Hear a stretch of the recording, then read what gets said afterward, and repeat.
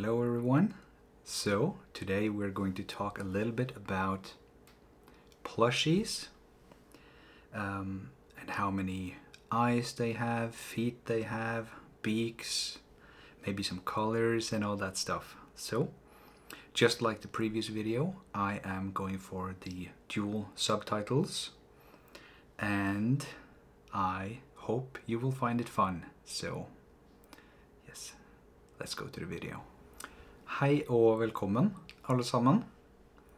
I dag skal vi snakke om bamser. Så jeg har 5 bamser. 1, 2, 3, 4, 5 bamser. Alle 5 er fugler. Alle 5 er fugler. Fugler. De kan fly.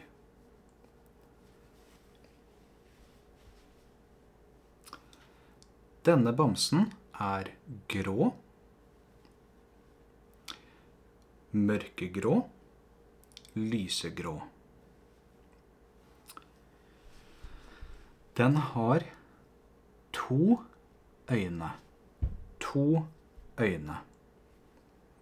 Jeg har også 2 øyne. Til sammen så har vi 1, 2, 3, 4 øyne. Denne bamsen har et nebb. Nebb. Nebbet til bamsen er rødt. Rødt.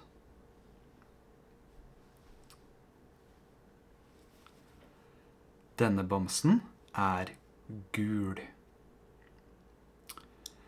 Den har også 2 øyne.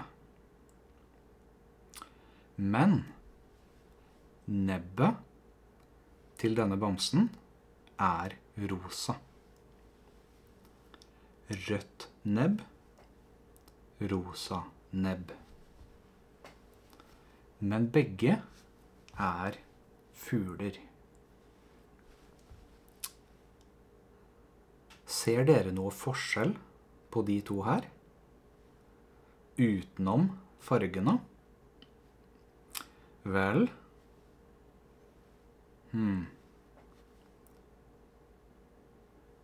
Den har litt ekstra fjær oppe på toppen.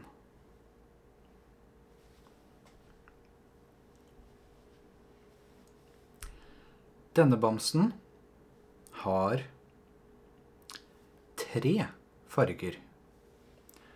Brun, hvit, gul.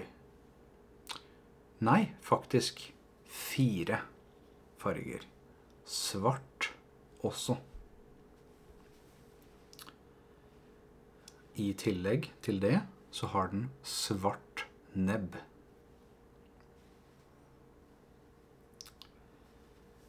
Den har også på vingene sine. Vingene bruker den til å fly med.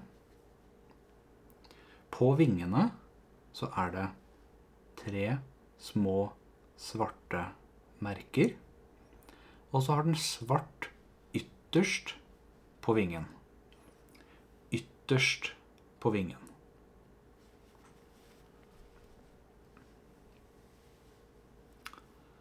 Denne bamsen har 2 farger.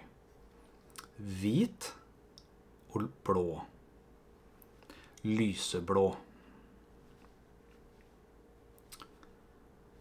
Den har lik farge på nebbet sitt som den. Ser du, de har samme farge. Samme farge betyr begge er rosa. Rosa. Samme farge betyr gul, gul. Lik farge. Brun og gul er ikke lik farge. Gul, gul er likt. Den siste fuglen vi skal se på har 1, 2, 3 farger den også. Hvit, brun og svart. Men i tillegg så har denne bamsen noe her. Hva er det for noe? Det er en blomst. Blomst er de små med masse farger som er nede i gresset. Så det her er en blomst. Blomsten har brun i midten og gul rundt. Gul. Tror du at det er samme farge? Ja, det er det. Gul og gul. Men den gulfargen er litt sterkere enn den gulfargen. En siste ting vi skal se på før videoen er ferdig, er at alle fuglebamsene har hale. Den her er veldig kort hale, og veldig tynn hale. Tynn og kort. Denne fuglen har litt lengre hale og veldig mye bredere hale. Veldig mye bredere hale. Bredere. Så den her har litt stor hale. Den her har også veldig liten hale. Veldig tynn og veldig kort hale. Den her har litt større hale og litt bredere hale. Ganske lik som den her. Men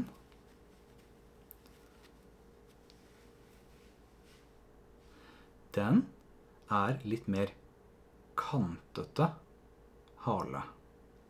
Den her er mer rund. Rund hale.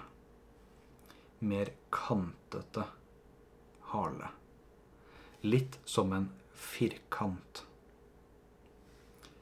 Men den her ser litt ut mer som en sirkel. Og denne bamsen har veldig lang hale. Halen er fortsatt litt tynn. Veldig tynn og lang hale. Jeg tror halen er lenger enn vingene. Så denne bamsen har bredest hale, og denne bamsen har lengst hale. Bredest, lengst. Så blant alle de bamsene her, så er denne lengst hale. Og blant alle de bamsene her, så er denne bredest hale. Disse to har blant alle disse bamsene kortest og tynnest hale. Altså, de har minst hale. Jeg håper det her var gøy. Nå har vi snakket litt om bamser. 5 forskjellige bamser. Og hvis du likte denne videoen, så gjerne klikk på lik-knappen. Og hvis du har lyst, så kan du abonnere på videoen. Eller hvis du har noen spørsmål, eller har lyst til å skrive til meg, så er det bare å gjøre det nede i kommentarfeltet. Ha det bra.